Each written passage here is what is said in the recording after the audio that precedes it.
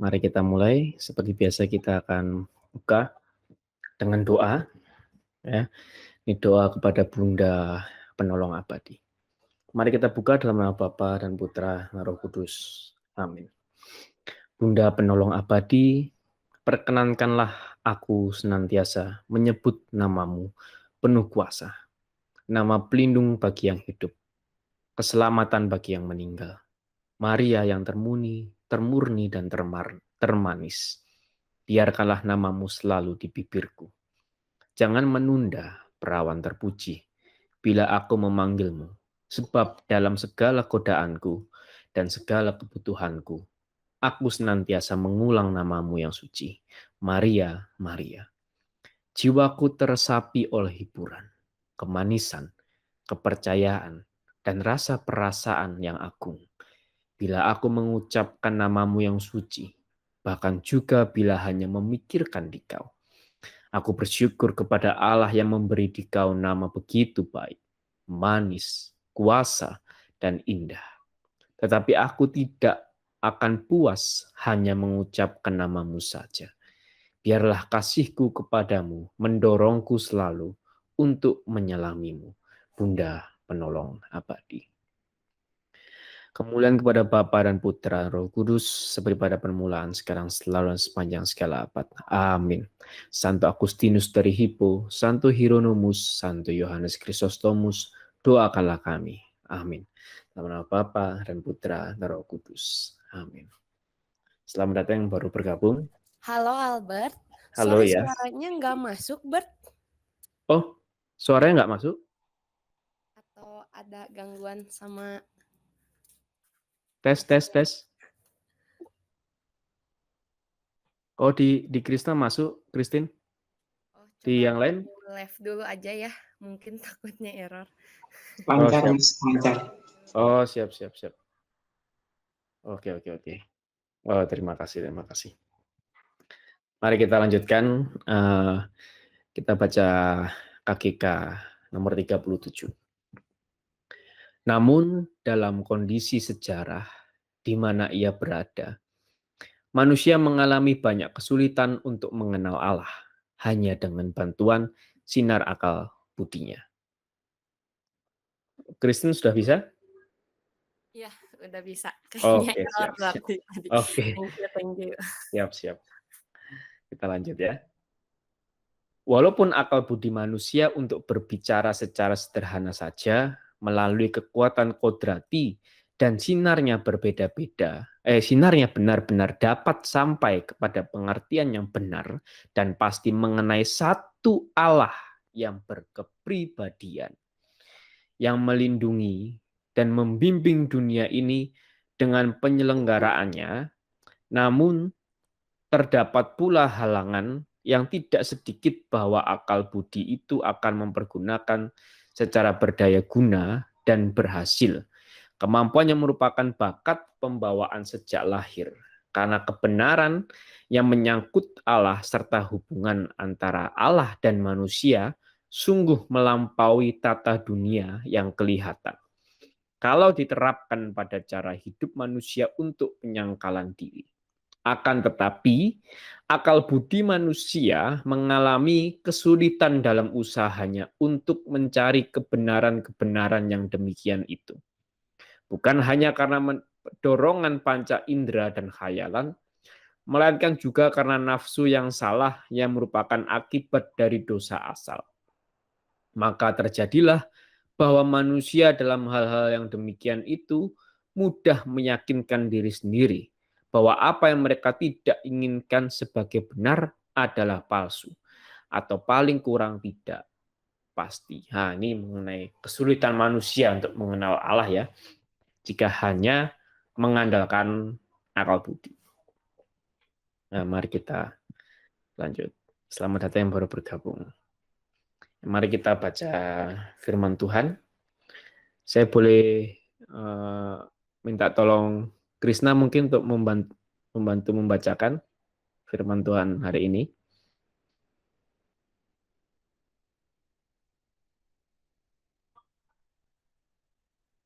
Ada Krishna? Oh, bentar. Oke.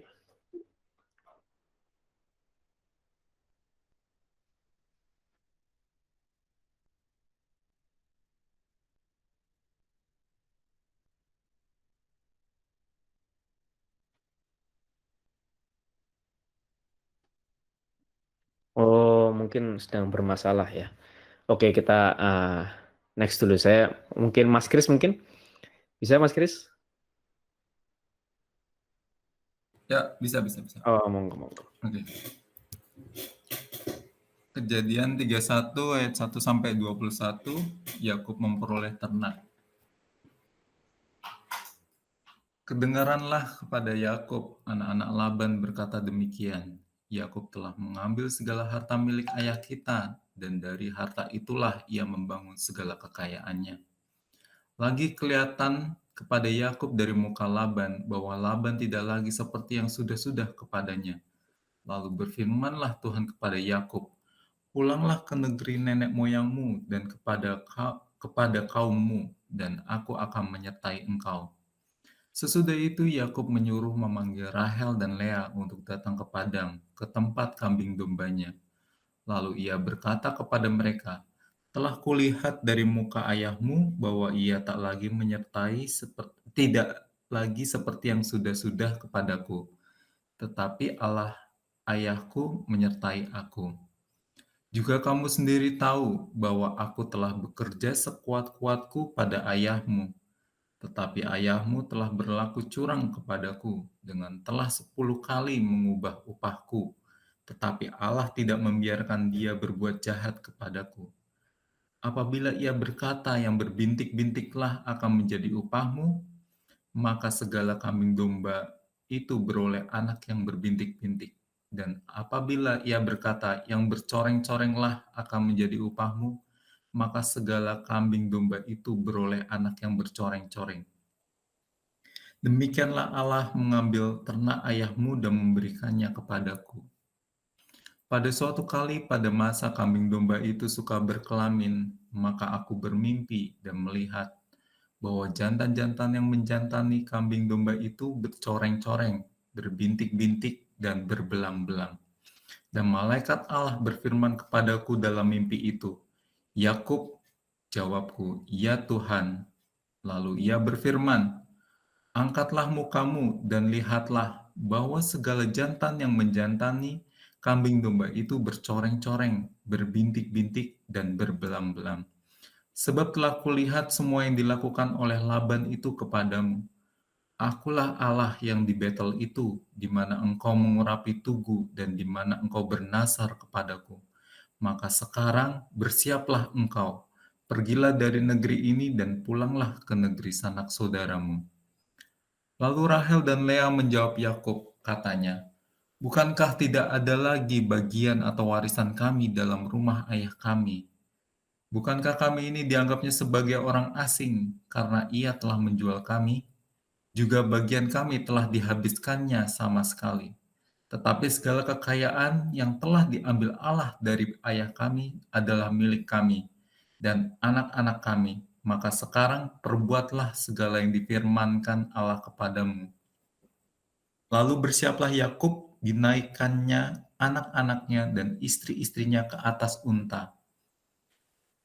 Digiringnya seluruh ternaknya dan segala apa yang telah diperolehnya, yakni ternak kepunyaannya yang telah diperolehnya di padang Aran, dengan maksud pergi kepada Ishak ayahnya ke tanah Kanaan. Adapun Laban telah pergi menggunting bulu domba-dombanya. Ketika itulah Rahel mencuri terafim ayahnya. Dan Yakub mengakali Laban orang Aram itu dengan tidak memberitahukan kepadanya bahwa ia mau lari. Demikianlah ia lari dengan segala harta miliknya. Ia berangkat menyeberangi sungai Efrat dan berjalan menuju pegunungan Gilead. Demikianlah sabda Tuhan. Syukur kepada Allah. Terima kasih Mas Kris sudah membantu membacakan. Selamat datang yang baru bergabung ya. Nah, malam hari ini kita bahas kejadian 31 ayat 1 sampai 21. Walaupun ini nampaknya sedikit gitu ya, walaupun ini nampaknya singkat, tapi sebenarnya banyak sekali yang bisa dibahas. dari perikop malam hari ini.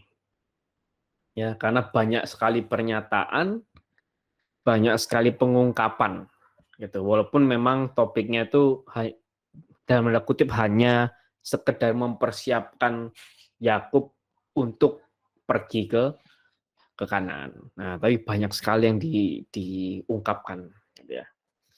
Nah, monggo silakan. Siapa yang mau sharing? Kira-kira apa yang bisa kita pelajari dari Yakub, dari Laban, dari anak-anak Laban, dari Rahel, atau dari Lea mungkin juga, atau mungkin mau menyaringkan hal yang lain, berikan kesaksian atau mau bertanya, mau berdiskusi juga boleh. Monggo, silakan. Saya mau sharing singkat, Mas. Ini yang Oh iya. kalau saya lihat dari Laban dan Yakub ini, pembelaan Tuhan ini luar biasa ya. Jadi walaupun dicurangi kayak gimana pun sama si Laban, tapi ternyata pembelaan Tuhan itu nggak tanggung-tanggung gitu. Jadi sampai Laban itu nggak tersisa apapun lah istilahnya gitu ya. Kekayaannya itu pindah ke Yakub gitu. Nah ini juga mengingatkan ke saya secara pribadi gitu. Jadi perlindungan Tuhan itu sempurna, yang disebut sempurna itu benar-benar apa namanya, dijagain kanan kiri atas bawah lah gitu. Jadi lebih baik memang kita itu hanya minta perlindungan dari Tuhan aja, bukan ngandelin orang lain atau gimana. Jadi ya itu sih yang aku dapat gitu, pembelaan Tuhan itu sangat luar biasa, lengkap gitu. Sampai totalitas gitu, diambil semuanya kan dari si Laban itu untuk Yakub. Nah itu aja. Wah, luar biasa. Ya, benar, ini sebenarnya seru ya. Maksudnya perikop hari ini itu seru banget sebenarnya. Karena ini menjawab apa ya? Ini merupakan solusi. Gitu. Kira-kira kalau kita lihat perikop-perikop sebelumnya itu banyak sekali masalah bisa dibilang begitu yang melanda Yakub semenjak Yakub ada di rumah Laban. Nah, ini kira-kira tuh solusinya tuh di sini. Entah itu solusi dari Allah ataupun solusi dari manusianya. Gitu. Dan ini membentuk luar biasa pembelaan Tuhan kepada Yakub tadi yang dibilang sama Mas Kris ya. Ini luar biasa emang. Luar biasa sekali. Nah, malam hari ini nanti juga kita akan belajar kira-kira kunci kenapa Yakub begitu dibela sama Tuhan. Nah, itu luar biasa. Nah, itu. Terima kasih Mas Kris. Nah, mungkin ada lagi yang lain yang mau sharing, memberikan kesaksian.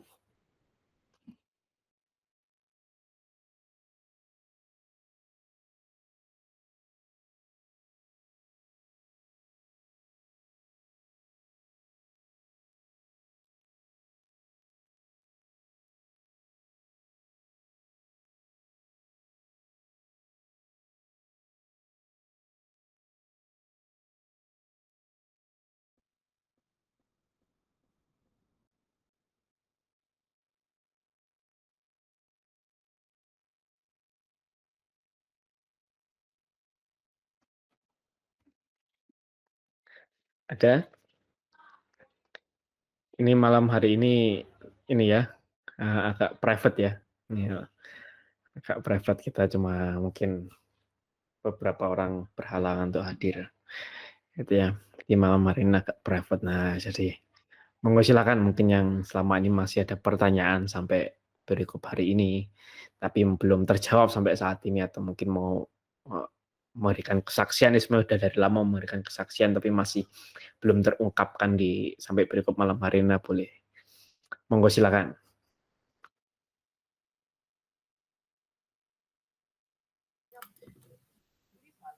Ya, gua aja deh. Sikat kok. Di sini lebih ke psikologi sih. Jadi perenungan gua hari ini tentang Fatsal ini lebih ke psikologinya. Jadi kan ini di ayat pertama, kedengaranlah kepada Yakub gitu. Yang ayat pertama itu kedengaranlah gitu.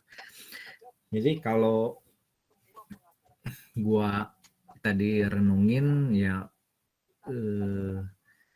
kita teh harus benar-benar apalagi zaman sekarang gitu, perlu banyak mendengar, perlu banyak informasi yang masuk gitu kepada kita. Jadi kalau saya ngomong sama beberapa orang teh nggak nyambung, ini orang teh ngobrol ini nggak ngerti, ngobrol itu nggak ngerti, pusing gitu kan. Aduh, ini teh apa sih yang lu tahu gitu. Padahal zaman sekarang ya penting sih, perlu pisan hal-hal yang kayak gitu teh, apa ya, perpolitikan kayak gitu. Jadi perlulah mendengar lebih. Terus ini mungkin gue agak melenceng dikit gitu. Kayak misalkan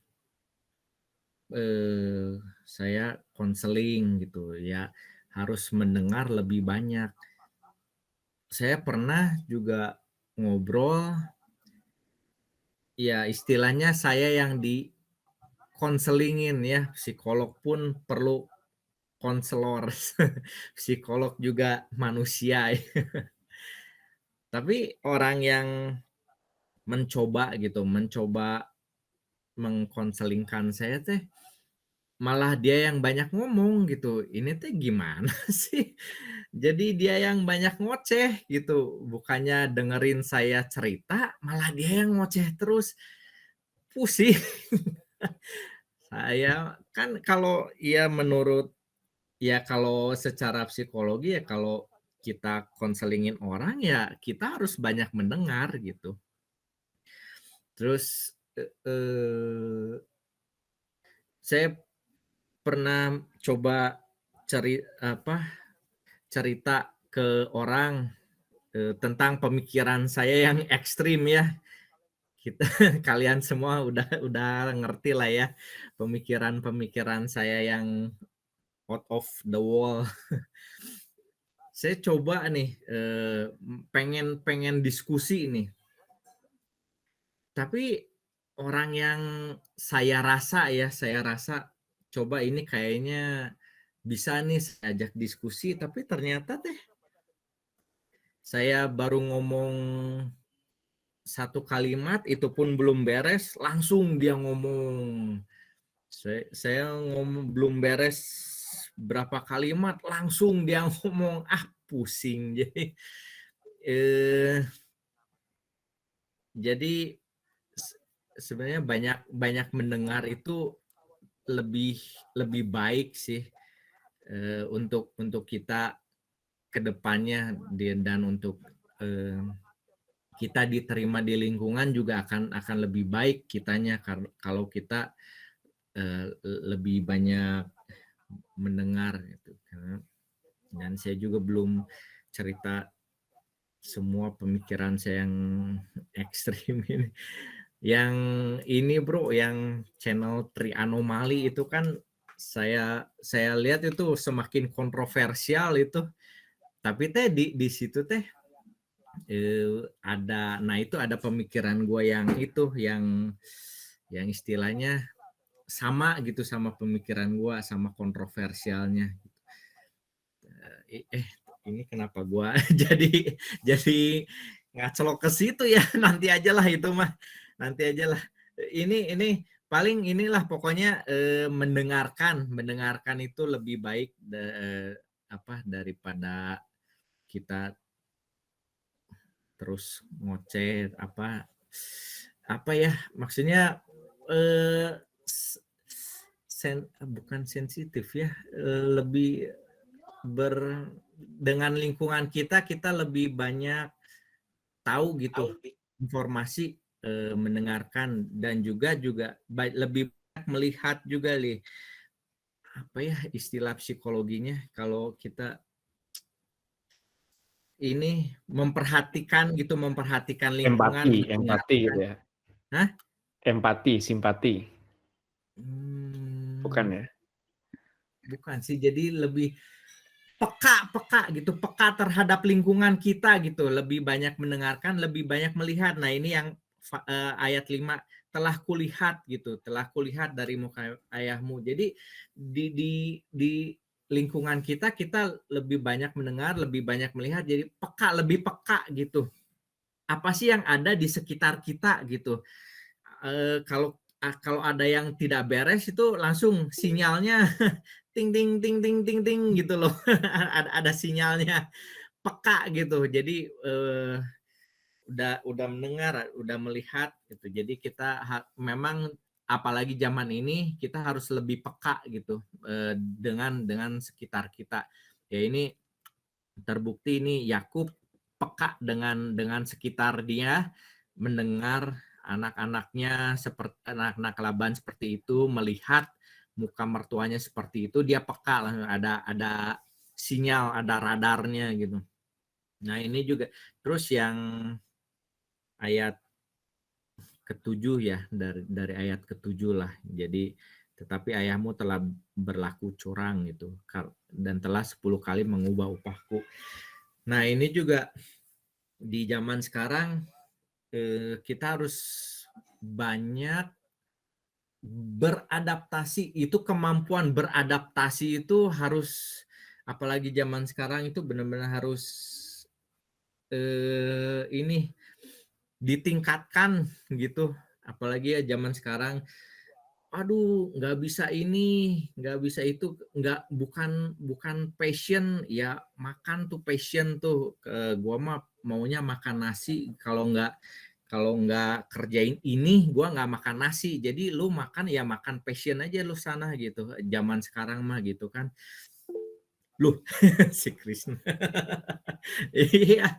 Jadi ada sih teman saya tuh, teman SMP, tolong dong ini gue nggak ada duit, pinjam duit, minta duit, minta kerjaan, gue udah kasih coba ini, coba itu, sok barengan sama gue ini yuk, barengan sama gue ini, aduh nggak bisa, aduh pusing, aduh gini gitu, ya udah aja lu nggak usah makan lah gitu, makan tuh passion lu gitu, gue mau makan nasi gitu. Di waktu gue masih kuliah tuh gue ikut perkumpulan lah pokoknya mah ada lah gitu. Itu asik banget itu perkumpulan. Tapi yang nggak asik itu ya si ownernya itu. Pengen begini, pengen begitu, tiba-tiba rubah rencana, tiba-tiba begini, tiba-tiba begitu. Tapi teh kita teh semua liar ya, ngikutin si pemimpinnya itu, pusing pisan. Tapi teh ada satu orang yang nggak pusing. Oh gitu, ya udah aja diginiin. Kita teh bengong, nya iya ya, kita teh udah senewon duluan, kita teh udah jengkel duluan. Tapi teh kalau dipikir secara logis teh ya gitu ya. Suatu ketika ada begini, B ya, udah gitu C ya, kita udah pusing teh, isi satu orang itu, oh ya udah aja diginiin, kita teh bengong lagi, nya iya ya. Jadi teh si Yakub juga punya kemampuan adaptasi yang luar biasa. Mau belang-belang ya udah aja gue cari daun yang belang-belang, beres gitu ya, dalam tanda kutip gampang dah gitu, dalam tanda kutip beres gitu. Oh yang bintik-bintik, oh ya udah gue cari aja daun yang bintik-bintik, beres. Lu mau apa lagi gitu kan. Ini loreng-loreng kayak macan, ya tinggal gue cari aja daun yang loreng-loreng gitulah gitu. Jadi ya zaman sekarang memang nggak bisa lah kita makan passion gitu, tapi benar-benar harus adaptasi ya. Mungkin bisa passion, oke, tapi kita harus cari akal untuk tetap menghasilkan gitu. Nggak apa-apa, sok aja passion, tapi kalau bisa kan tetap menghasilkan gitu. Apalagi ya udah sih, ya pengen ngomentarin yang Serafim, si siapa? Si Rahel, cuman kayaknya lu lah yang itu mah pasti sudah dipersiapkan lu lah itu mah yakin lah itu. Paling itu aja lah gue dari sisi psikologis tentang itu. Thank you ya bro. Wah, siap-siap. Wah, mantap nih, bagus nih. Mantap nih, saya sangat suka sekali tadi penjelasan dari Komputer. Gitu ya. Jadi ini semakin nampak, kalau minggu lalu saya sudah bahas ya bahwa Yakub ini jenius memang. Gitu ya. Dan ini sebanding dengan para sarjana, bisa dibilang sarjana, bahkan mungkin di abad-abad awal gitu ya. Dan ini konteksnya Yakub ini hidup di abad ke-18, abad ke-19 gitu apalagi ya. Jadi ini jeniusnya luar biasa. Ditambah lagi di Komputer juga membukakan lagi satu hal bahwa bagaimana Yakub ini kemampuan mengamati sekitar gitu ya. Mengamati sekitar, peka terhadap sekitar, dan akhirnya beradaptasi dengan hasil pengamatan dan kepekaannya dia. Ini bagus sekali. Ini luar biasa, ini jenius sekali Yakub ini. Makin nampak sekali kejeniusannya gitu ya. Dan tadi saya juga setuju gitu ya. Apalagi saya di pekerjaan gitu ya. Jadi pekerjaan, itu sama kok. Saya di pekerjaan saya sekarang ini luar biasa, dinamika itu luar biasa sekali. Jadi memang saya sudah pernah sharing sebelum-sebelumnya juga ya. Saya banyak sekali, bisa dibilang punya banyak sekali bos di atasan saya. Dan setiap bos itu punya kepentingannya masing-masing gitu. Ya kan, dan saya harus pintar-pintar atur prioritas supaya semua bos ini merasa saya melayani mereka dengan seimbang gitu. Jadi jangan sampai ada yang merasa bahwa saya lebih pilih kasih ke bos si A daripada ke bos si B gitu kan. Dan itu luar biasa. Itu adaptasinya tuh ekstrim kalau saya bilang. Kita yang misal, jadi saya nggak bisa kayak teman-teman saya yang lain. Kalau di tim project saya, teman-teman saya yang lain, ya dia cuma ngerjain aja satu hal. Suruh ngerjain A, ya A aja, udah terus ngerjain A setiap hari. Kita mulai dari masuk kantor sampai pulang ya A terus. Ya, paling 2 lah paling maksimal. A dan B gitu kan. Ini kalau dia ngerjain A, udah mulai bosan, jenuh, dia sweep ke B. Gitu kan. B jenuh, dia swipe lagi ke A gitu ya. Kalau saya itu enggak. Banyak sekali sebenarnya yang harus diselesaikan gitu ya. Jadi A ke B gitu, lagi ngerjain B, tiba-tiba ada interupsi gitu kan. Wah, harus C, langsung ke C gitu. Yang B itu ditunda dulu seketika itu juga harus langsung otak itu langsung ke C gitu. Itu luar biasa. Ini memang saya sangat setuju. Apalagi di masa sekarang, di pekerjaan sekarang, apalagi di masa susah seperti ini, beradaptasi itu benar-benar sangat dibutuhkan gitu ya. Benar-benar sangat. Kita makanya yang mungkin kemarin minggu saya katakan, kita harus lebih fleksibel gitu. Jadi nggak bisa terlalu kaku menghadapi hidup, menghadapi masalah terlalu kaku gitu, nggak bisa. Kita harus cenderung lebih fleksibel gitu ya. Itu karena memang sekarang dunia berputar seperti itu, begitu cepat, begitu fleksibel, dan kita harus menyesuaikan. Dan ini karena pengaruh teknologi informasi, gitu kan. Tren kan terus berganti, gitu. Tren kan terus berganti. Nah, jadi kita yang memang harus fleksibel dalam menghadapi sesuatu.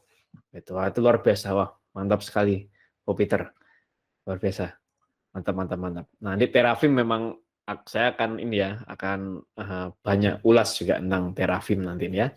Mulai dari makna moral yang bisa kita dapat sampai ke memang kita akan telusuri arkeologi yang sejaman mengenai Terafim itu.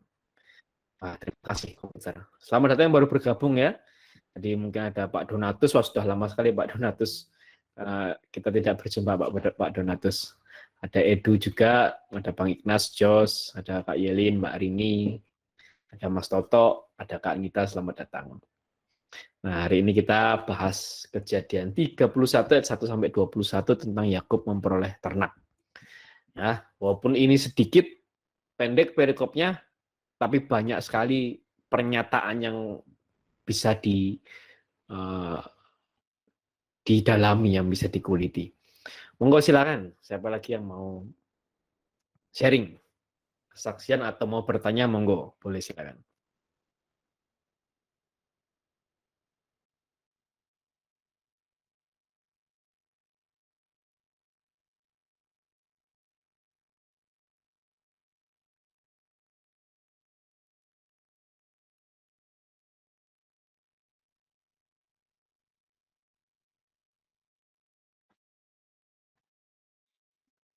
Ada lagi?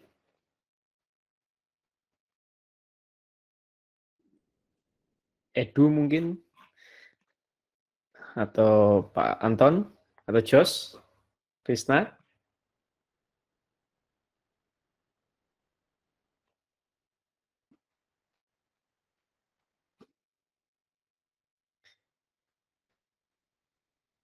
Bisa sharing, kesaksian, atau mungkin mau bertanya, atau mungkin mau memberikan kesaksian yang mungkin nggak relate gitu ya, tapi sedang terjadi saat-saat ini, yang sedang teman-teman Bapak Ibu alami gitu, yang bisa menguatkan kita juga.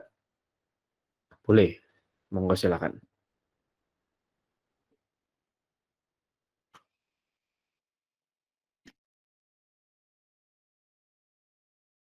Oh, saya mau Pak.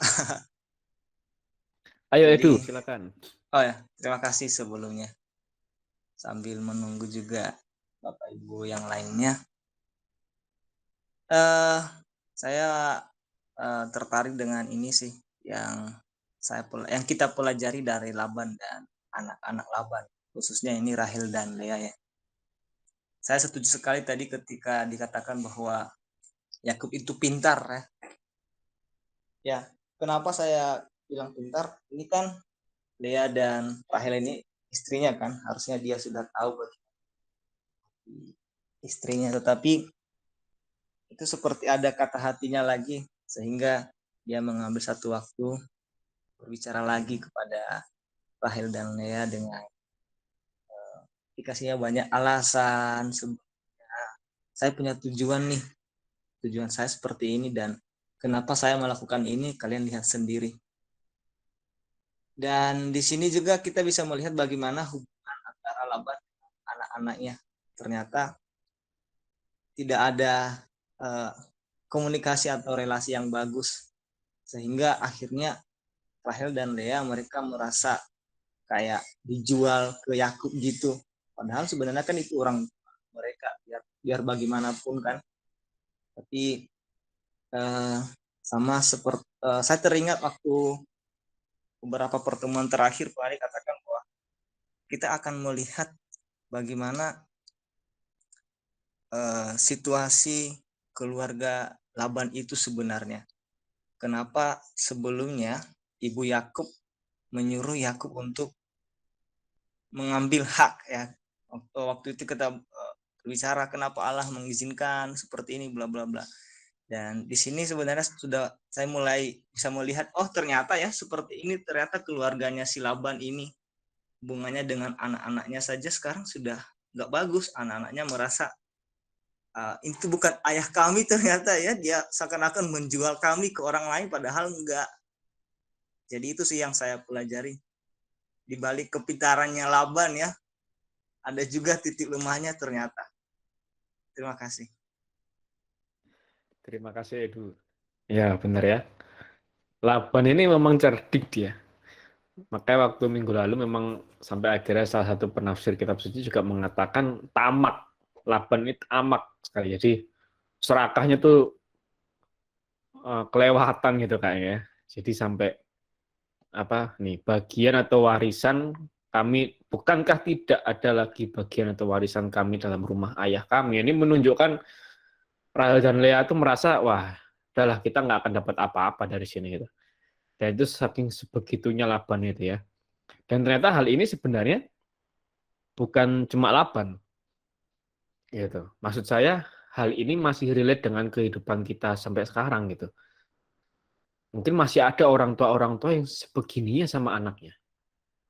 Terus saya pernah dengar itu ada cerita seseorang saking dia begitu kaya gitu ya. Dia begitu kaya, dia punya banyak sekali uang dan harta gitu ya dalam simpanan apapun gitu.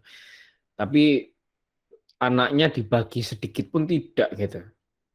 Dan hal seperti itu ada dan itu ternyata masih relate sampai saat ini gitu. Orang-orang seperti Laban ini.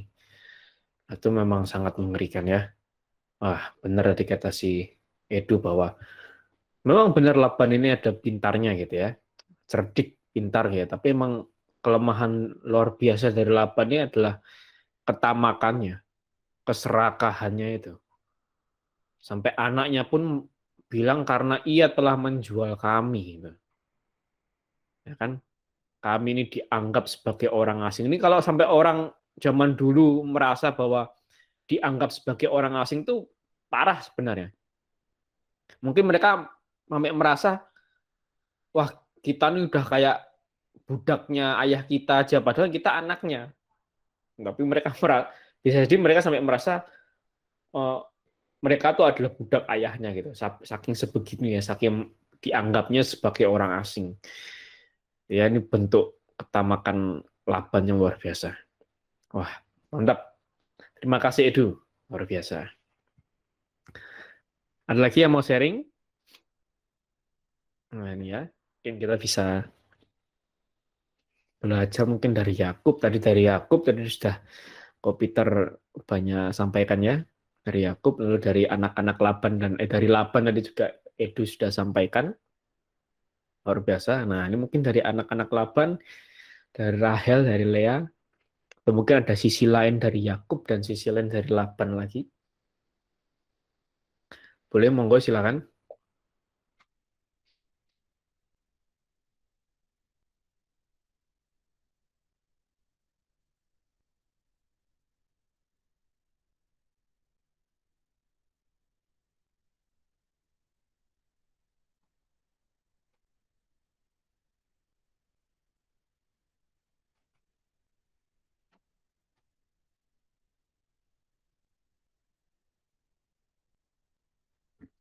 Makanya mungkin sampai Tuhan Yesus juga bilang akar segala dosa adalah cinta akan uang. Gitu ya. Di satu sisi memang Tuhan Yesus menegur Yudas yang akan mengkhianatinya saat itu, tapi di satu sisi juga Tuhan Yesus memang menyatakan fakta. Oh, terlalu banyak contoh orang-orang yang akhirnya melakukan dosa-dosa berat karena dasarnya mereka mencintai uang. Gitu. Bukan berarti kita tidak boleh mencari uang ya, teman. Keterikatan kita, kemelekatan kita terhadap uang itu yang sebenarnya berbahaya. Gitu ya. Terlalu banyak contoh saudara saling bunuh hanya karena warisan, karena uang. Gitu ya. Orang tua dan anak saling bunuh, saling putus hubungan hanya karena uang. Itu terlalu banyak contoh. So, berhati-hati. Tetap waspada. Monggo, silakan. Mungkin ada lagi satu orang lagi yang mau sharing.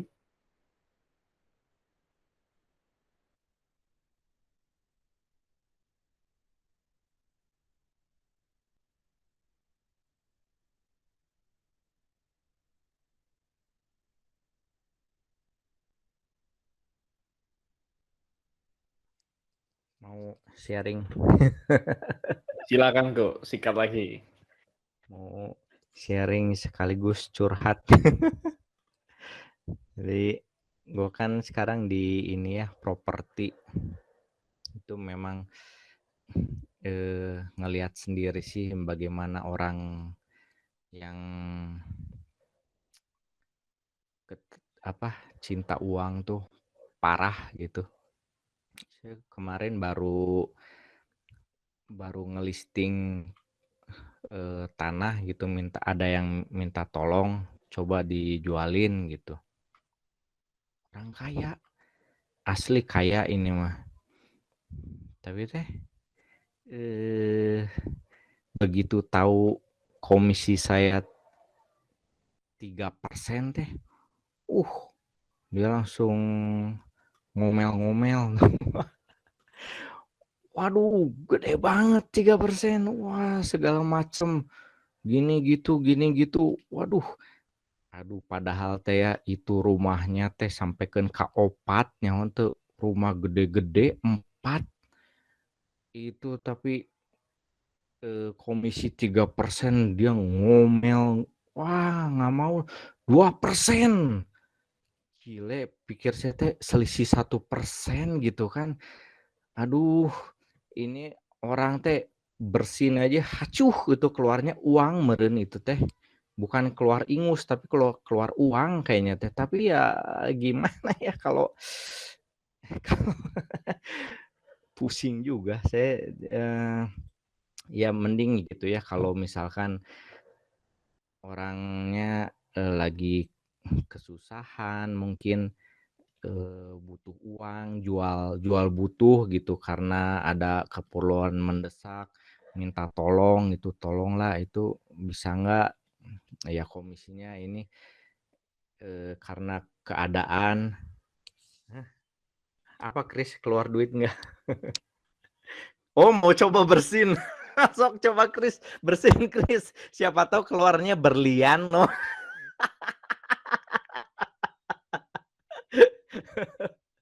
Gitu. Itu kan jadi kalau orangnya keadaannya susah gitu ya oke lah gua juga masih ngerti lah oh lagi susah butuh duit ya udahlah gitu ini mah kipas aja duit ngalir dari kipasnya mungkin gitu kan aduh sampai ke kayak gitu jadi emang ya gimana ya kalau orang udah cinta uang mah jadi perhitungan pisan gitu. Jadi ya terus juga ya saudara mah nggak kenal uang nggak apa uang mah nggak kenal saudara gitu saya ngalamin sendiri saudara bukan saudara saya sih adalah saudara yang ini lain lah dari itu aduh kalau soal duit nggak kenal saudara gitu saya ngelihat sendiri jadi ya gitulah memang sih kalau ya kalau udah cinta uang sih memang harus ditangking kayaknya. Udahlah mungkin gitu aja lah curhat gua.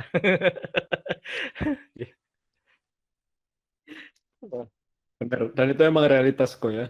Emang realitas tuh. Realitasnya begitu.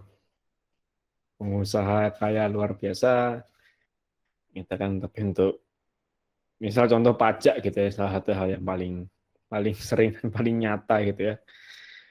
Atau kewajiban yang memang kita harus berikan kepada negara. Gitu, entah negara mau pakai buat apa itu urusan mereka gitu. Cuma bagian kita di hadapan Tuhan kita memberikan kewajiban kita kepada negara gitu ya. Itu pun juga termasuk salah satu yang paling susah untuk ditarikin gitu. Luar biasa memang. Lagi-lagi uang, bukan cuma ditengking kayak itu, ditampol mungkin. Luar biasa. Nah, mungkin